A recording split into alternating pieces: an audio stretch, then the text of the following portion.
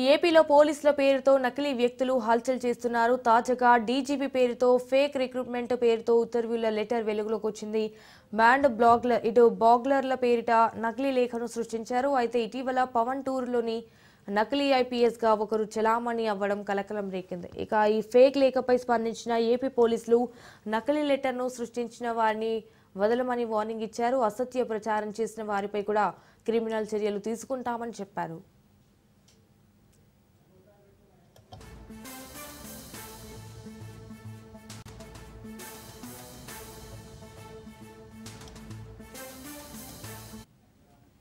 ఏపీలో పోలీసుల పేరుతో నకిలీ వ్యక్తులు హల్చల్ చేస్తున్నారు. తాజాగా డీజీపీ పేరుతో ఫేక్ రిక్రూట్మెంట్ పేరుతో ఉత్తర్వుల లెటర్ వెలుగులోకి వచ్చింది. అయితే బాండ్ బాగ్లర్ల పేరిట నకిలీ లేఖను సృష్టించారు. అయితే ఇటీవల పవన్ టూరులోనూ నకిలీ ఐపీఎస్ గా ఒకరు చలామణి అవ్వడం కలకలం రేకింది. ఇక ఈ ఫేక్ లేఖపై స్పందించిన ఏపీ పోలీసులు నకిలీ లెటర్ను సృష్టించిన వారిని వదలమని వార్నింగ్ ఇచ్చారు.